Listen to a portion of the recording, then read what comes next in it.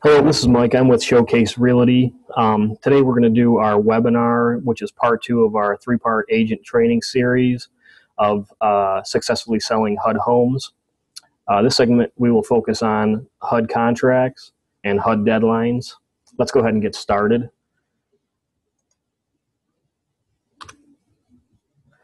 Basically what we've done is broken this, this is a HUD contract, we've broken it down into 2 separate sections. It's kind of a perfectly filled out contract for an owner-occupant, which you may be working with an investor, but we're just going with owner-occupant because it's basically the most popular form. And we're going to go ahead and go through this line by line and just tell you exactly what HUD is looking for. And this does apply to both owner-occupants or investors.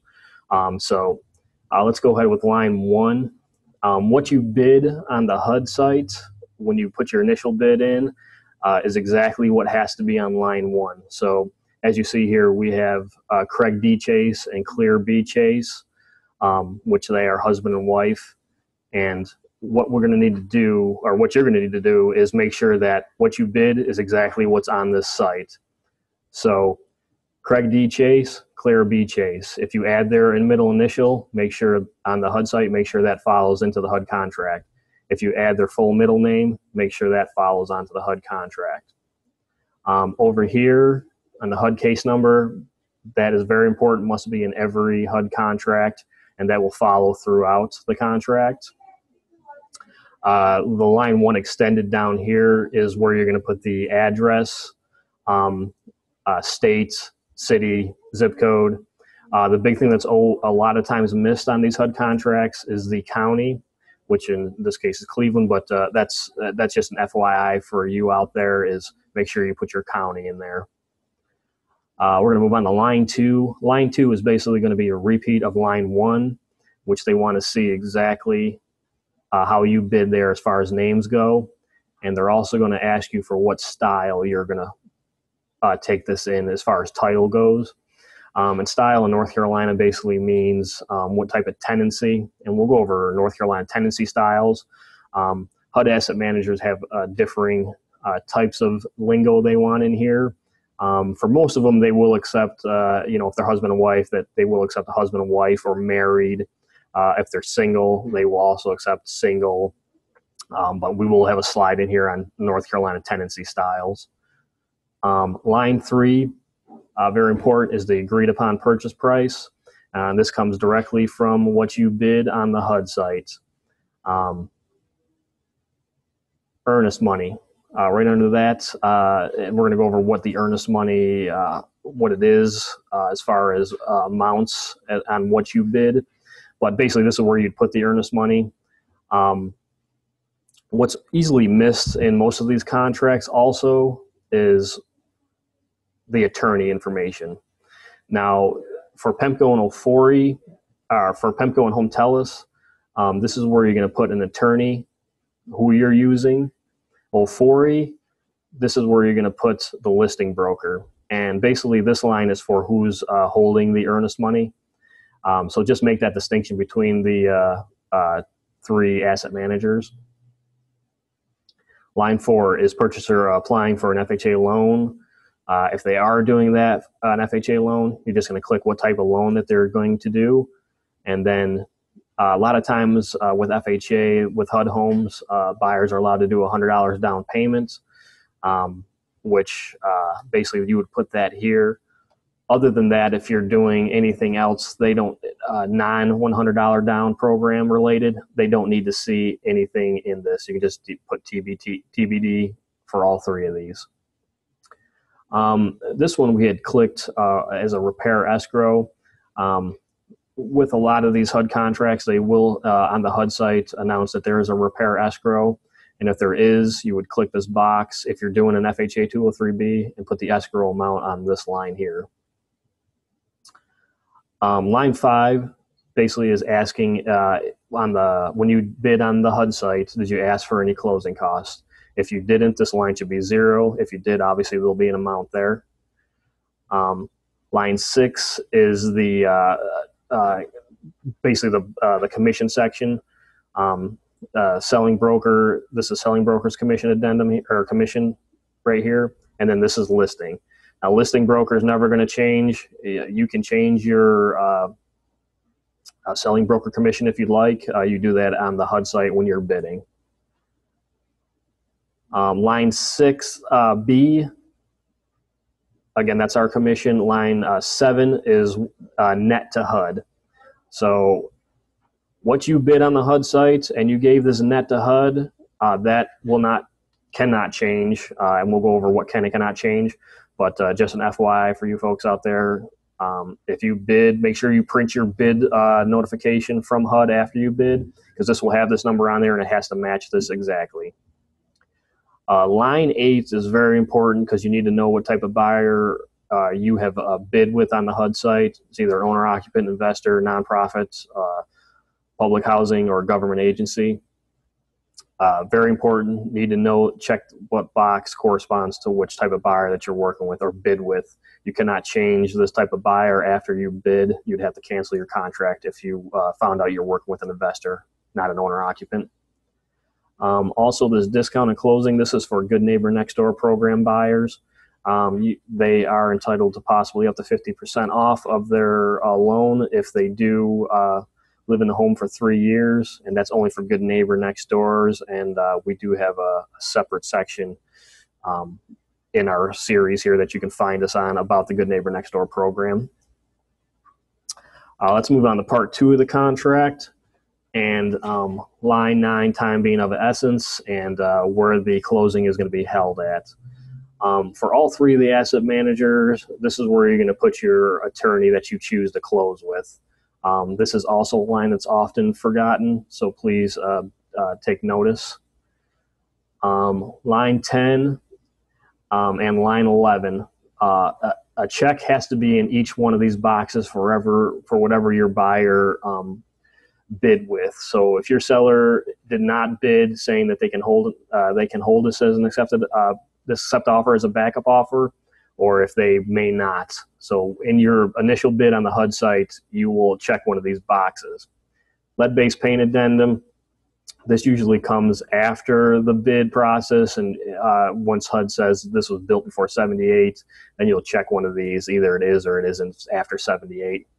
Other addendum checkbox is always going to be checked, because with the HUD addendum, there is always multiple addendums that come along with it. So just FYI, this box will always be checked. Other addendum is. Line 12, very important. This box is grayed out for some reason, and these initials are the most missed thing on the HUD contract. Please be aware that your purchaser does have to initial in this box here, and they do have to initial the initials exactly how they bid. So in this case, it's Craig D. Chase. They need to see all 3 initials, and Claire B. Chase. They need to see all 3 initials. Again, that is the most missed box on the HUD contract. Line 13, certification of purchaser. This is just saying that what your purchasers are signing for is accurate and correct. Again, they need to see that exactly how they bid on the HUD site. They have to sign exactly that way. Craig D. Chase, Claire B. Chase. Another big thing that's a lot of times missed is they don't put the buyer's address in here. That's where this goes, the buyer's address. 2 biggies are Social Security numbers. Before you bid on the HUD site, make sure that these numbers are correct for your buyers, because if any of them aren't, then you have to go through, you have to provide proof that these are changed, and the correct ones, you'll probably have to give a Social Security card, copy of it to HUD so they can verify. Another missed a lot is this phone number here. Then this is the buyer's phone number. They want to, HUD wants to have a phone number just in case they need to call, or the HUD asset manager needs to call. Another one is the date purchased. This is also often missed. Sometimes it's put up in this region or down here. Please note that it has to go under where purchaser signs contract, not accepted by HUD. This section here is certification by your broker in charge. Whoever holds the NAID number, which potentially can be the broker in charge or the owner of the company, etc. You have to find out who that is and this information has to match whoever holds the NAID number, and that information is put onto the HUD site exactly when you bid. So if you put in your NAID number, this will pre-populate on these contracts, and the NAID holder has to sign these contracts. Selling brokers cannot sign these contracts. And then the last part of this, this is where your broker in charge is going to sign this, or the NAID holder. This is where the selling broker is going to put their information. In this case, I put my information down here as I work under Nancy Braun as the NAID holder. The bottom section here is for HUD. Please don't fill anything in on that, as the contract will be rejected. Let's move on to the next slide here. This is where I said we're going to go over the tenancy styles for North Carolina. If all else fails and you don't know what type of buyer or what they want, your buyers want on the deed, you can always go by the North Carolina tenancy laws, and just you can put that in that line too. If you have any questions, obviously, tenants and severally is a single person, tenants by entirety is husband and wife, joint tenants, co-owners, and tenants in common, equal owner, equal interest. So, any questions, you can refer to your North Carolina real estate manual, or, we provide this for you. Okay, next slides are going to be what can't change on the HUD contract once you bid on the HUD site. Again, we're going to start with here, sales price. You bid the sales price, that cannot change. You cannot make changes to that once you go to fill out the paperwork. HUD will reject that. And if your buyer says they want to change their sales price, you're going to have to cancel the contract and rebid. Primary purchaser and additional purchasers can be added or removed by amendment only. If you bid with two people, one of the original purchasers has to remain on the contract. You cannot remove them both and add somebody completely different. The earnest money can never change on the HUD contract.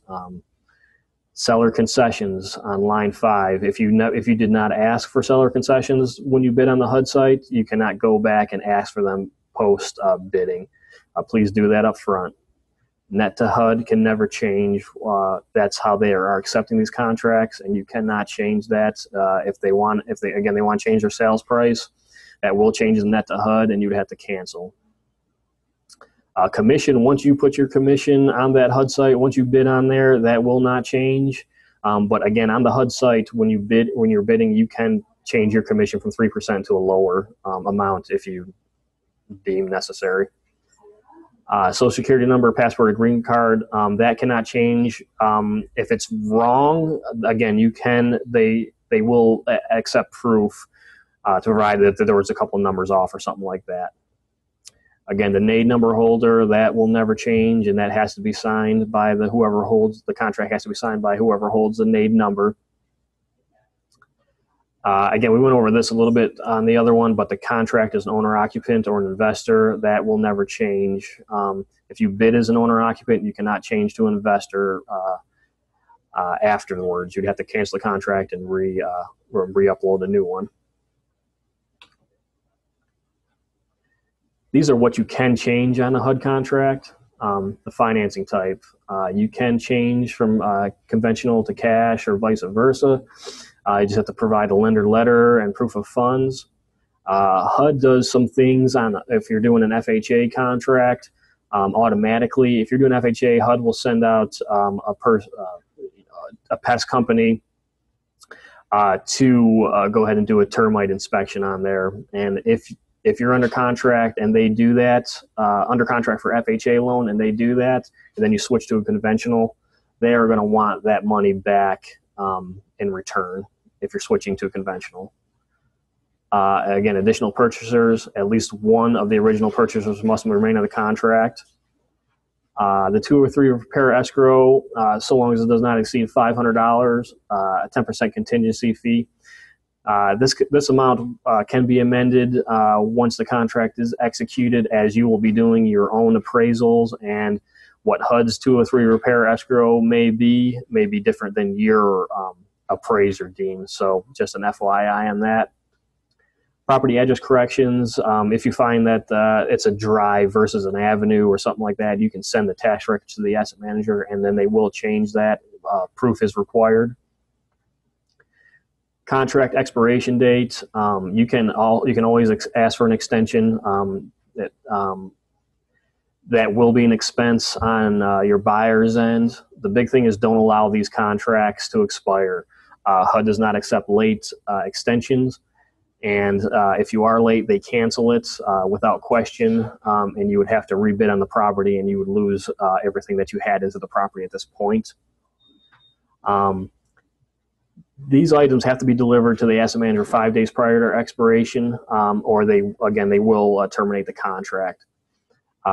Broker and purchaser must sign the extension request form. Extension fee must be in certified funds, and a lender letter or current proof of funds. Lender letter is they're explaining why that there is a extension needed on their end.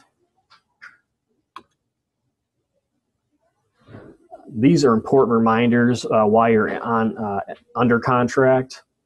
Once a contract is executed, all amendments must be sent to the asset manager.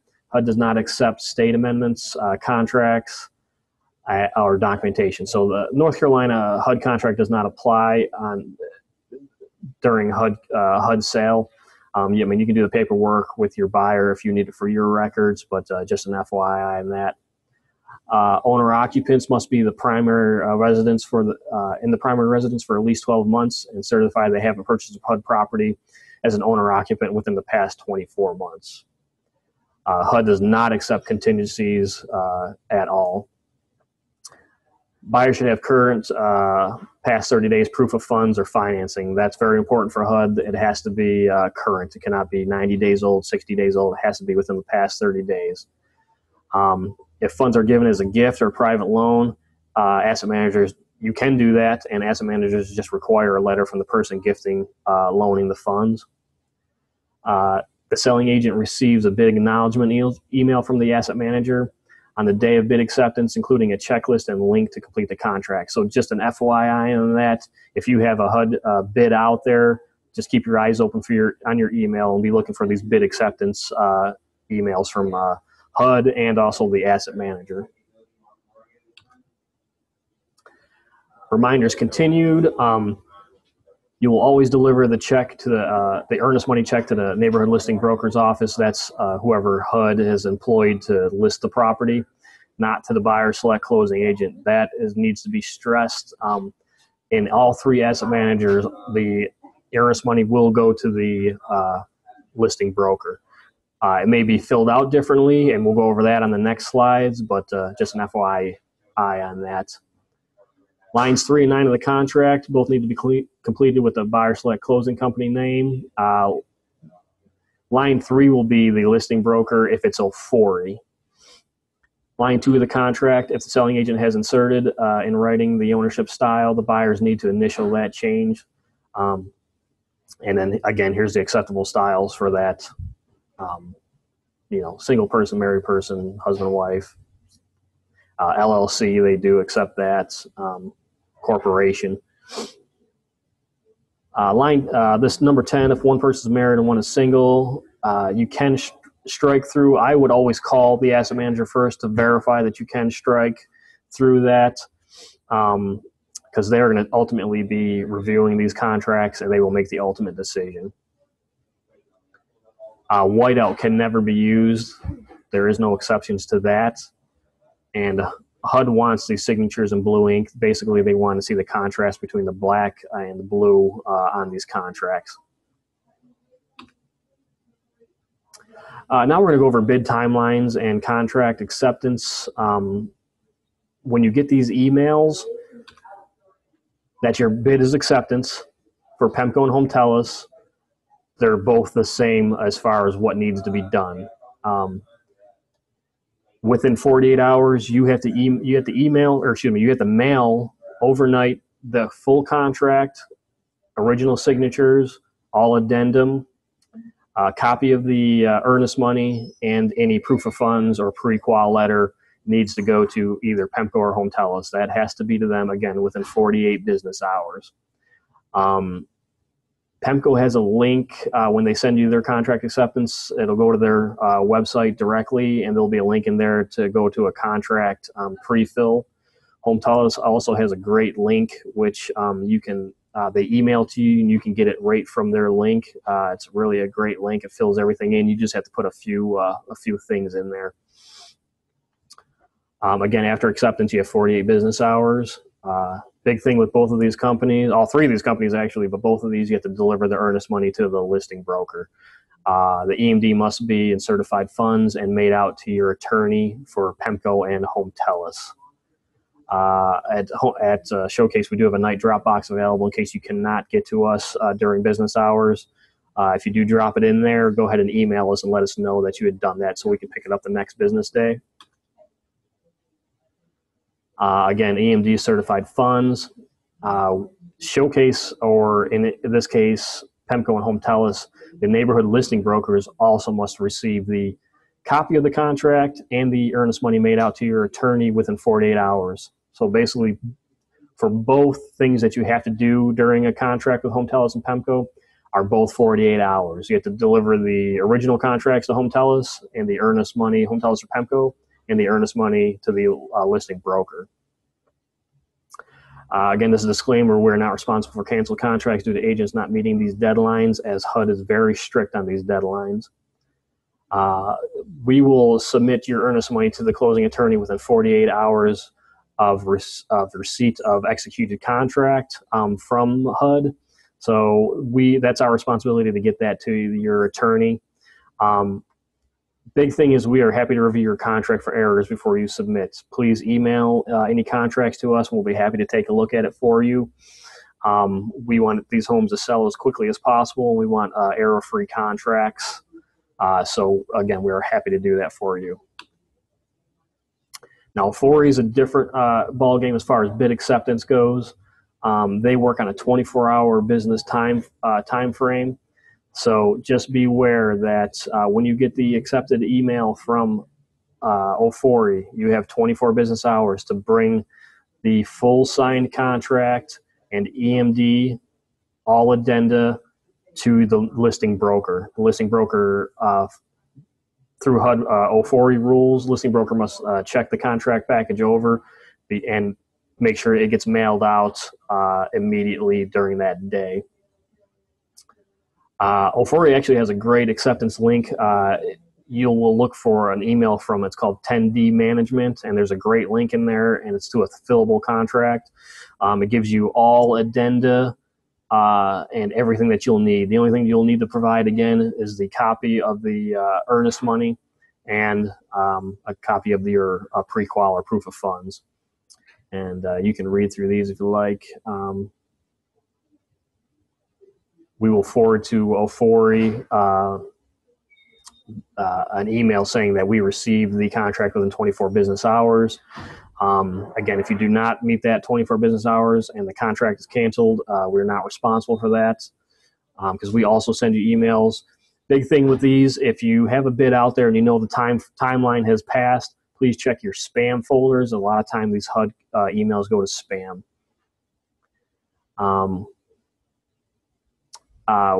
Big thing with these, we are not responsible for emailing your earnest money. We're responsible for mailing your earnest money to the closing attorney, but you have to provide the listing broker with either a FedEx slip or our check that we do offer a UPS service here to send your earnest money. We're not responsible for your earnest money getting over to the attorney. We're just responsible for holding it. These are the earnest money guidelines. If you bid $50,000 or less, your earnest money is going to be $500 on these HUD contracts. If it's $50,001 or over, your earnest money is going to be $1,000. That can never change. The only thing that'll change for is vacant lots, and earnest money must be 50% of the list price. Again, the earnest money must be in certified funds. 04 must be made payable to the Showcase Realty or either the listing, whoever the listing broker may be. PEMCO and HOMETELOS has to be made out to the closing attorney. And again, another change, if the good neighbor next door, HUD deems they need 1% of the list price, no less than $500, no more than $2,000 for earnest money. Thank you for joining us today on our webinar. Any questions, please email us at HUD@showcaserealty.net. We'll be happy to answer any questions. And again, thank you for joining us, and look forward to our part 3.